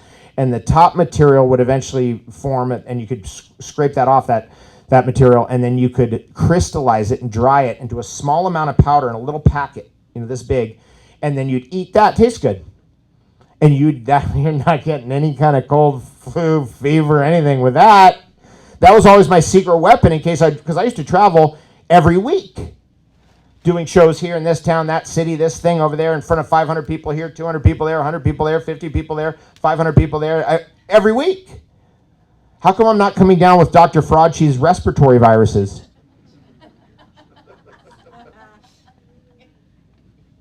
You see what's actually out there? And that's what all we've been trying to do all these years, is try to put those choices in front of you. And so this world socialist movement or communism or authoritarianism or tyrannical or fascism or whatever you want to call it, always is identifiable by its desire to limit your choices. So if you're ever confused, you just go, oh, look, they're trying to get rid of this and that and the other thing. Then you know. We want all the choices. We want everything laid bare before us. We want to know the truth, and we want to make choices based on that. The system that we're in says, oh, yeah, no, we're here to protect you, but you can't make a choice for yourself. You have to trust the science, trust the experts, trust us, trust the media. Nope. We know, and this is why they so desperately want to control free speech, they know that if the information gets out there, they're done for. Thank God for Elon Musk to buy Twitter. I mean, the insane criminality that's been exposed. Dig in. I've been digging into the Twitter files. The insane authoritarianism and tyrannical behavior of free Americans to censor other free Americans is a real eye-opener. Shocker. Like, whoa, you grew up in a country that allows you to free speech, and then you became some kind of a authoritarian dictator trying to tell people what to do, what to think, and it's all the way. I mean, it comes down to one phrase. These people are control freaks. They are control freaks. Like, you can't, like, I'm happy just on my farm, we're, growing durian, we're having cacao, freeze-dried cacao, having the best night ever, playing music. And then meanwhile, these people are like, okay, let's steal their data, and then we're going to get this, and you can steal that, and then we'll surveil them this way. And what is going on? It's parasites. It's very difficult to refute this statement. Here's the statement. Parasites rule the world. Very difficult to refute that statement if you really think it through, and every metaphor of what that means and every level of meaning. You start going, geez, man, like, yeah, what? Whoa. They went after your blood. They went to the river of your life. That's what they went to pollute. That's what these jabs are about. From your blood is your warmth or your heart. From your blood is your love and your compassion. They're going after it. So Rudolf Steiner says it this way, and it's a very interesting statement. I'm just going to lay it out here because it has affected me very strongly. Because Jesus, to me, is one of the ascended masters. And the way Rudolf Steiner says is that the Ahrimanic attack against the environment is an attack on the body of Christ. That has a very deep impact on me over the years. By the way, I got into the whole Jesus thing over the years not because of the Bible or anything like that. I like the Bible. I like reading a lot of books. I like reading Love Without End. Jesus Speaks. What a great book. But it was people who were at the bottom, who were financially, physically, emotionally, mentally, completely at the bottom of addiction, and called for Jesus for help, and Jesus appeared for them and helped them. And over the years, it's interesting, that has come up so much that it affected me. I went, gee, okay, cool. Jesus, yeah! And I've had instances happen, because I had a business partner really into Jesus, prayed to Jesus every day, hardcore. And we had moments where we looked at our business, we're like, the numbers don't make sense, we're not going to survive. But we called on Jesus for help, and guess what? We survived. Yay! Thank God. Yep, right? So I like them all. I like the Ascended Masters. I love Jesus. I love all the Bodhisattvas that are out there. And I'm going to leave you with one more thing, and then we'll get to questions and answers if we have time. Do we have time? I think we do. Okay, so, I love Buddha. What an amazing being, like Jesus and Buddha, right? But I always thought that Buddha was at least number 2 or maybe number 1, right in there with Jesus, or maybe they're tied for first place or something. Then Steiner comes out with something. We're deep into Steiner, so we're reading Steiner, trying to understand what all the technology that we have around us is really doing to us, and the binary code, and how that's affecting us. And it's an Ahrimanic influence. It's a parasitic Ahrimanic influence of materialism and algorithms and binary code. And so therefore, we're trying to understand how to utilize the technology. Have you been through this in your own consciousness? Right? You're trying to figure out, how do I engage with this so it makes sense that I'm using my phone, or so it's just not dragging me down. And the interesting thing is that finally it's just amazing how this stuff comes in, and amazing how Rudolf Steiner's teachings come at the right time. And so all of a sudden, reading this page, and Steiner says, in light of the Ahrimanic deception, there is a being that may even have a more powerful message than even Buddha. And we're going like, really? And that being is a Christian mystic from Iran, from about 300 AD, from a place called Gandhishapur. And his name is Manes, M-A-N-E-S. Anybody ever heard of Manes? Manichaeism? Okay, this is what Manes' teaching is. And this is the important thing for all of us in this regard. And once I got into Manes' teaching, I was like, oh man, that's good. Oh, it goes deep. And I had to meditate on it for weeks to is this really this is a critical message. And that is one of the things that just freaks the parasites out. Absolutely freaks evil out, that crushes the forces of evil, is when you take a long lineage of evil and scamming and a long lineage of troubles and toils and we can put little backdoors, little technological backdoors in here and this and that, like election fraud and voter fraud, right? Which evil forces have been looking to overthrow our voter system all along. So they're like, we got this captured now. Okay, now we can scam them over here. Okay, now we're going to cheat over here. Oh, now we got these Dominion voter machines in here. Now we got this, right? And then at the last second, you throw the whole thing out. We go back to paper ballots. Then at the last second, you take a long lineage of evil and you convert it to good. Use all their energy of getting this whole thing set up for evil, and then at the last second, it turns into good. This is also true in relationship to our technology, in the sense of you're using a phone. Phones are very Ahrimanic. They're very algorithm materialistic, very physicality. But that little phone right there, when you send a meme,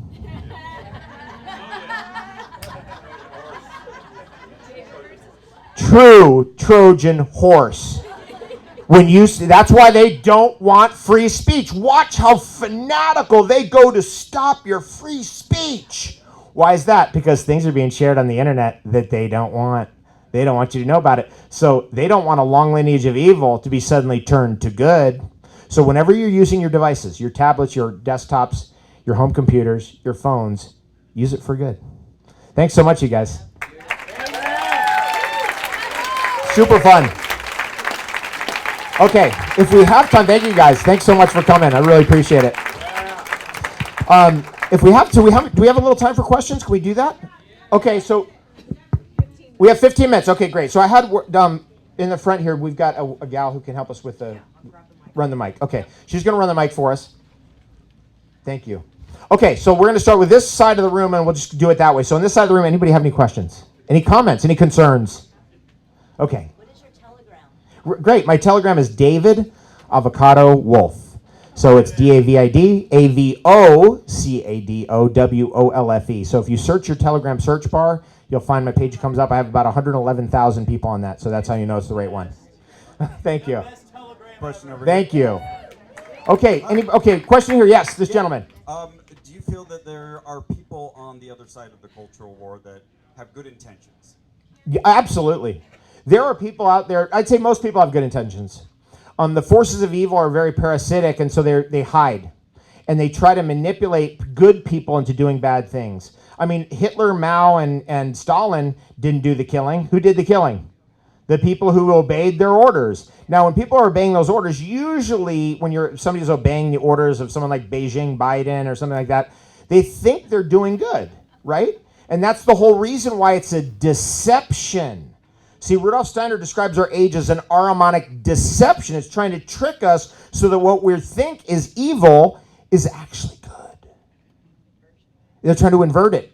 And you know that CIA director, he said, when 100% of the people believe that the truth is false and the false is true, then we've succeeded. And that inversion is what they're going for. And you sense that. I think all of you guys have sensed that. Okay, let's go to this middle group right here. Way in the back. Yes, in the center in the back. In the bleacher seats back there. What about shading, the do's and don'ts, and what do you recommend? What about Shedding? Oh, shedding. Yes. Okay. So, I'm glad you brought that up because I did want to bring that in. We did find out. I think it's called howbadisyourbatch.com, and that will tell you that there had been multiple batches of the different vaccines that have been put out there. We call them quaxines. So the quaxines there was different batches, and now this is shocking information. So maybe I know this because I'm deep in it every day. So when that all was revealed by a pharmaceutical analyst, a Dutch pharmaceutical analyst, revealed that the different batches were not only out there, and that some were more dangerous than others, significantly more dangerous, and they graphed them out. But when a deadly batch was being put out by Moderna, then the Pfizer, AstraZeneca, and J&J groups were not putting out their deadly batches. You see that, how shocking that is? Meaning that they coordinated it. It was coordinated. So that tells us that there's different batches. Now, you may have heard early on when the injections went out that there was research of vaccinating the unvaccinated by exposure to the vaccinated. That's called shedding, and that is definitely going on. I've had people send me pictures. I was unvaccinated. My husband was vaccinated. The whole side of the body was broken out with all kinds of weird stuff. On the side where the husband is, on that side of the bed, so that side of the body was all broken out after the person got vaccinated. Our estimate from hospital researchers is that the shedding goes on for at least 2 months. At least 2 months. And so therefore, what I did when everybody's getting injected is I basically just hid because I don't want to be exposed, right? Now, if you got exposed, you're going to have to take evasive action, and that means like the supercharged C60, that means the iodine, that means the ozone therapies, that means taking radical corrective action with urine therapy to correct it, because if it gets really bad, I'm just going to tell you honestly, I've had people who are unvaccinated show up with the big blood clots, and you know the ones they've been pulling out of people's veins, and that's gnarly and scary AF, and these are people who were taking like natto enzymes, and we're taking the lumbar kinase, and we're taking all of them. Now, urokinase in your own urine is the most powerful breaker of those clots. Your own urokinase. So, can't do not urine. Look, if you got to put it in an enema, put it in an enema. If you got to inject it, but you got to get it in if you've been jabbed or you feel you've been shed damaged. You've been shedded upon. No one wants to be shedded upon. Good, great question. Thanks for that. And there's, by the way, there's some great compounds out there like xanthohumol, which you've heard me talk about before, and maybe even more powerful, nobiletin, which is in the anti-inflammatory product, right? These are exciting breakthroughs that are happening, so great. Okay, so let's go right here to the middle, and then we'll come to you. Hold on, we're going to just go to the gal behind you, then we'll come to you. Right there. Right Yeah. here? Uh-huh. And apparently they just corrected it. We have to say transference instead in place of shedding. Transference. Oh, just all their little rules and regulations. Control freaks. Okay, go ahead. In regards to charcoal, I I've read that you should cycle it because it also binds to nutrients. Cycle what? Cycle charcoal. Charcoal. Okay. Let me just hit that. There's never been any evidence that charcoal binds to nutrients. That's a myth. And it's been a long-standing myth that still goes on today. Now, for about 80 years at this point, they've been trying to prove that charcoal binds to vitamin B or B1 or B2 or B3 or B6 or B5 or B12 or any of it. It doesn't. And you can prove that to yourself because you can take a ton of charcoal with your, let's say, niacin, and still the niacin still works. There's no change. Vitamin C, any of those, calcium, magnesium, are not bound by charcoal. Charcoal is not actually a sponge. That's also a myth. It's an adsorbent substance. So its work is electrochemical in nature. Yeah, so what they say is it's van der Waals forces or pi stacking. That's the reason why charcoal works. That's a myth because that doesn't explain how charcoal can work from a distance. It only explains how charcoal works at very, very close proximity to the substance that it's adsorbing. A-D, not ab with a B, but with a D. It's an adsorbent substance, which means it's like an electrochemical phenomenon. So when something's a really strong oxidant, it kind of sticks out like a sore thumb. Let's just say, for example, it's a radioactive material, or let's say it's a plastic, or it's a static electricity, activated plastic, then that will be immediately adsorbed to the charcoal. So charcoal doesn't absorb, it adsorbs. Big difference. 99% of the binding power and the adsorbent power stays in your intestines and is excreted in your intestines. The fullerenes and the other very unusual molecules in the charcoal are less than 1% of the charcoal. So now those are amplified. So if you're taking C60 like I do, I'm always taking that with the charcoal too, because I want to make sure I have ballast. Or it's kind of like taking like a lot of vitamin C. If you're taking a lot of vitamin C, you also want to take a lot of bioflavonoids because that's the natural cofactor that goes with it. Okay, great question so far. Let's go right here in the middle, and we're working our way to this side. Okay, go I ahead. wanted to ask more about the urine therapy and the urine aging because I have a Facebook page called Uri-Nation. Ooh. And since I live on a hill, I can spread it all over the place, but I try to get people to not flush yellow because it takes about 7 gallons every time. It's processed and flushed. But anyways, I wanted to hear about the aging and your version of urine therapy. Okay, so there's the thing that I like the best of the urine therapy is I will make a medicinal mushroom tea, then I'll add a little bit of coffee into it, and then I'll pee into the enema bag for 2 or 3 times, and then late in the night I'll do an enema of all that.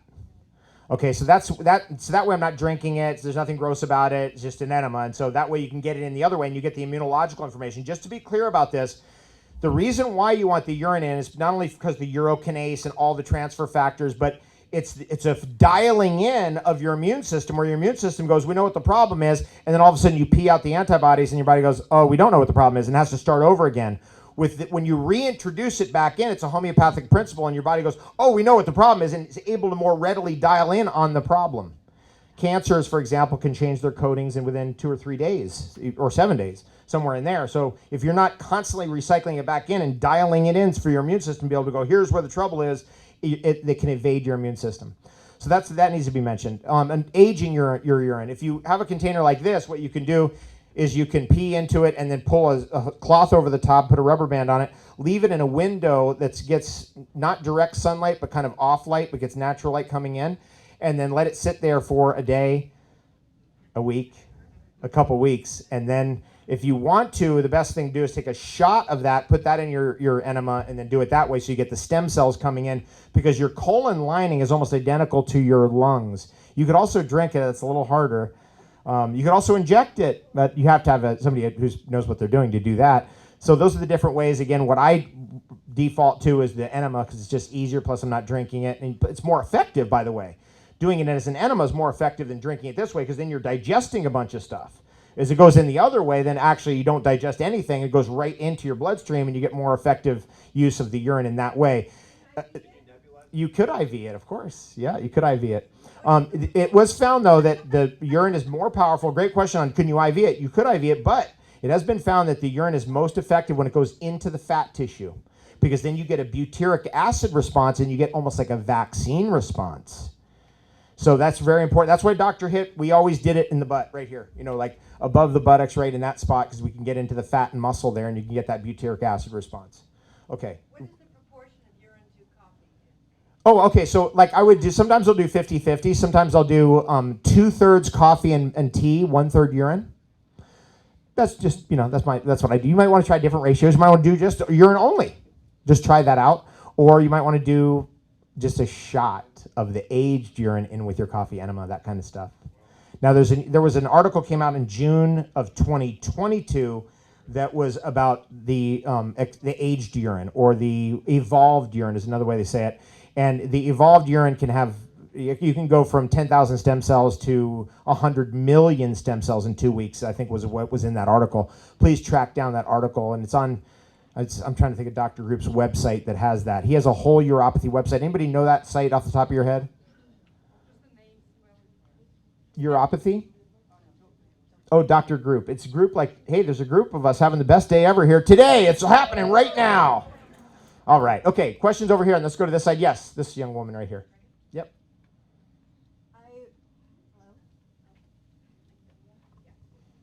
Hello. Okay. I believe there are a lot of people who claim to be spiritual light workers that are actually disguised as darkness. And I was someone who was kind of lured into this community when I first started to heal myself. Now I have a lot of questions about Anthony William, and I was wondering if you had any thoughts. His real name is Anthony William Coviello. Yes, I found that out. And if you dig onto his history, you're going to find some stuff out. Now, I don't want to, bad talk anybody. Let's do your own research on who this person is. I will say this, that when I first saw him and his whole approach, I was like, that sounds like a lecture I gave in Maine in 2009 for a weekend conference. And I was like, I think he was there. Sure enough, he's from Maine, and he was there. Wow. And what I was talking about at that talk was the philosophy of Dr. Hitt. He was the guy that we did urine injections with down in Tijuana, which is about the viral load in Epstein-Barr. So what I was doing is I was taking Dr. Hitt's teaching and talking to the group about, here's how we worked in Tijuana, here's what we learned, here's Epstein-Barr, here's all that stuff. And I think what he did is he just lifted that whole thing and just ran with it. Now, in the Steiner perspective, right, which is we're beset on false light and escapism, what's happening with being like that is they're luciferic, right? Meaning that they're really a dark being, but they're a false light. Right? They're really not who they say they are. Now, this movement, the New Age movement, is very beset with it because the CIA has actually made that part of its agenda to come into our movement of people who are looking for freedom and actually disturb the development of these ideals that we strive for by putting in actors into the mix. And there's a long history of that with the CIA. They deliberately targeted events like this and people like us. And so that's just something to be aware of. There may, in fact, right now be a CIA agent in this room. Shocking truth be told. But you know what? Here's the best part. They're going to be jabbed to death. Okay.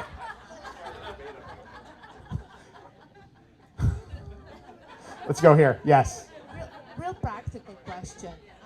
I am not affiliated with medical doctors in America at all, but a week ago exactly, we got in a really bad car wreck. So the car hit my side, and my back was really hurt, and I was taking my paramedics. First thing they wanted to do is inject me with some sort of liquid, and I'm like, you are not jabbing me. And then I went to the hospital. They wanted to jab me again. They wanted to take my blood. They started pulling off all the electrodes, and I walked myself out of the hospital. Good job. So, my question to you, what do we do from a practical perspective? We need to, great question. This is why in Texas we're starting this thing with Hamza and Fatima with a private membership association that's emergency room care. So if something happens to you, you go to your emergency care physicians, Hamza and Fatima, and they work on you. You don't go to a hospital. Now, this is just the prototype of what will be here in California, will be in all states eventually, but it's got to start somewhere. So that's the strategy. So we're going, what the answer to your question is you need to talk to your best doctors and see if you can get them to develop a private membership association. See, the Boys Club of America survives to today because it's a private membership association. The government can't get in it. They can't do anything with it. If you're signed into that private membership association, there's nothing the government can do about it. And so that's the strategy, is we want to start making more and more of our things private, and that's called PMA, or Private Membership Association, especially when it comes to medicine. And so that's the long-term cure for this very troubling problem that we're having, which is that the medical system has been co-opted and the emergency care system has been co-opted. Okay, let's keep going. Back here, yes. This gentleman right here with glasses. Hi, thank you for the wonderful presentation. Thank you. Earlier you mentioned or celebrated the takeover of Twitter by Elon Musk, and I equally am excited about seeing all these figures that were once banned come back onto the platform.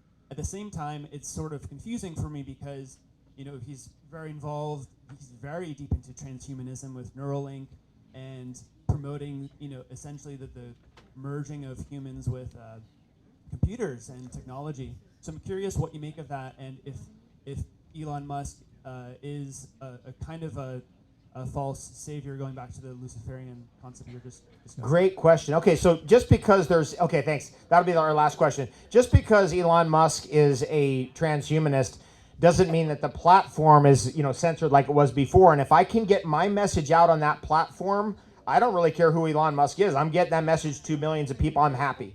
Now, I'm not completely set that Elon Musk is our savior. I'm not at all set on any of that. I don't think he is.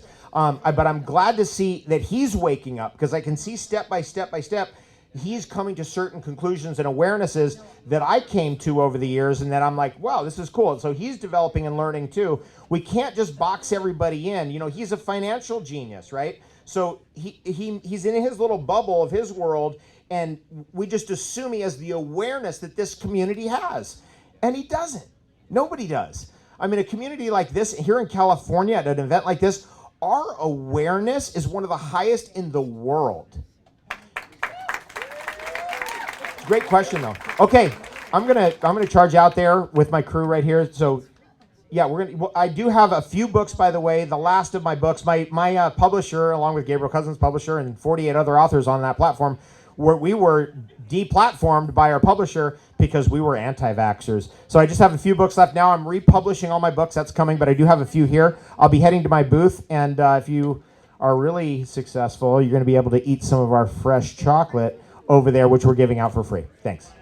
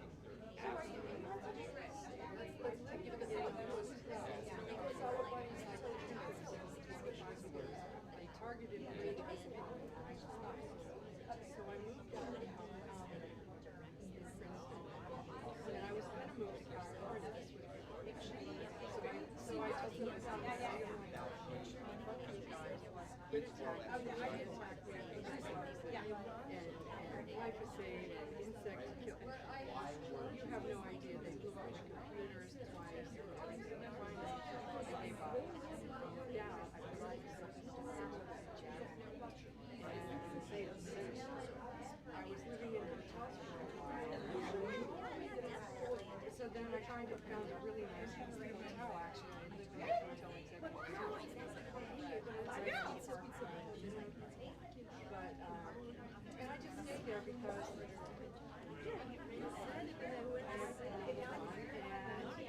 the new airport is like right there. 10-minute drive.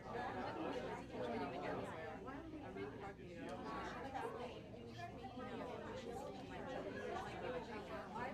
told this is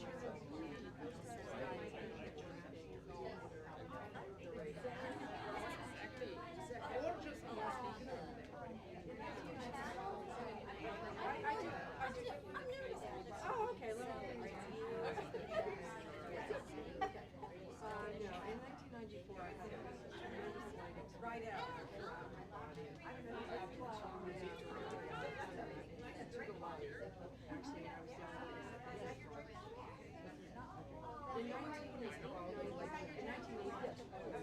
Maybe right outside the NIH. Or maybe right outside the church. Oh, yeah, exactly. Back. I used to buy that. Oh, what's that?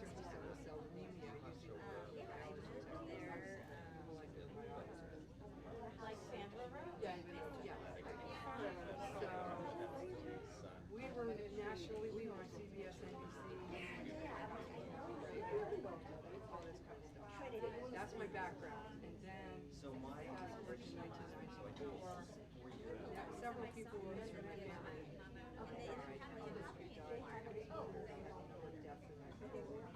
So I started to meditate, go inward to kind of get over the depression. And within 6 months, I had the whole house filled. I was in Hillsborough at that time. I lived in Hillsborough. Okay. Yes. Very township. Well, anyway, I had this life experience, and then I went out of my body, and I was completely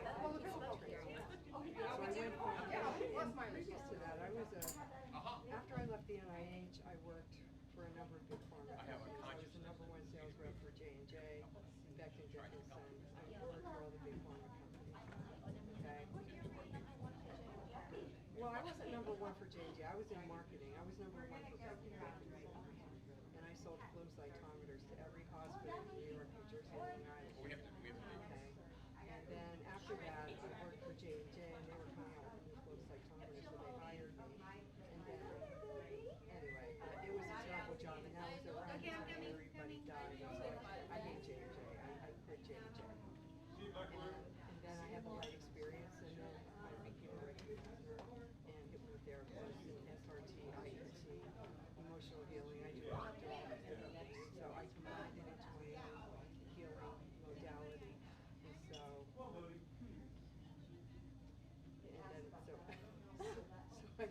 anyway, I've had a lot of customers for years, so I just do long distance energy healing around the world. I'm gonna go find David's booth Where and is maybe it? go to the I'm bathroom. gonna go. So let's go. I was gonna look for David's Right here. Okay. So let's go. Well, I'll let you know when I'm open. Okay. I have a trip to Hawaii coming up. My husband is an orthopedic distributor. We distribute knees and hips to the hospitals, Smith and Nephew Orthopedics. Okay. He's not a doctor. And so he, My assistant is gonna come in.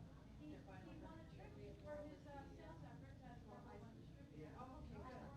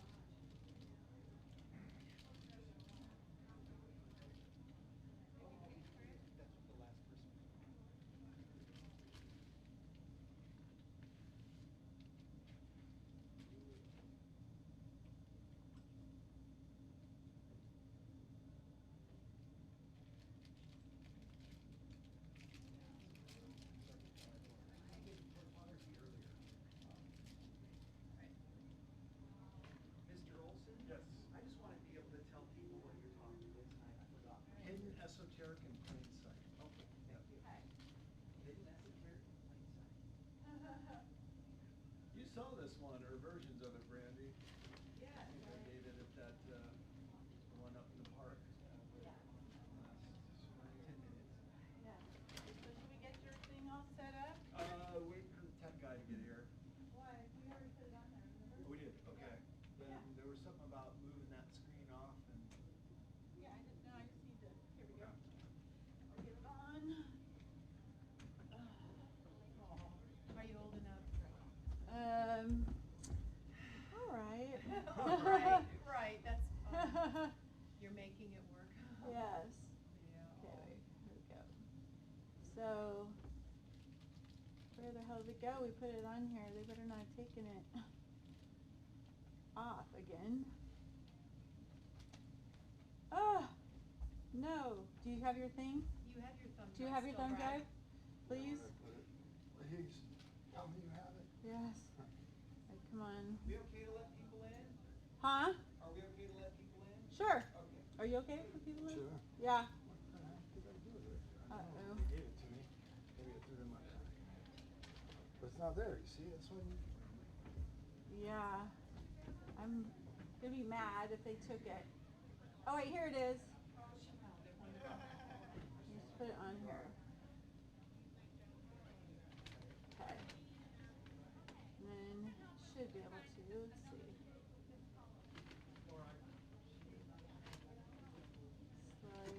Slideshow from beginning.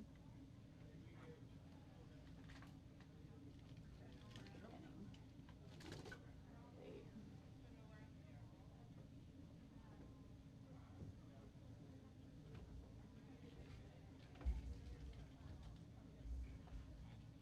This one must be David's. That is. He was funny.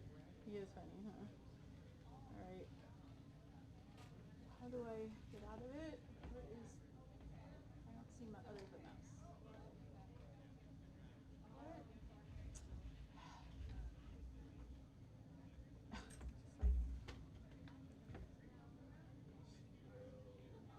There we go. We just found it there. And then I lost Yeah. it. Yeah, it's weird. It's absurd. Okay, let's show you.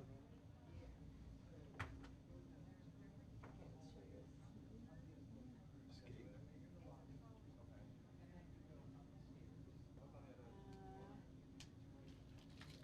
But yeah, I think you have to close. I have to delete this one. Tab. Are you here? Rabbit hole. Rabbit hole. Rabbit hole. The rabbit hole is right. Rabbit hole. Wait, hold takes, please.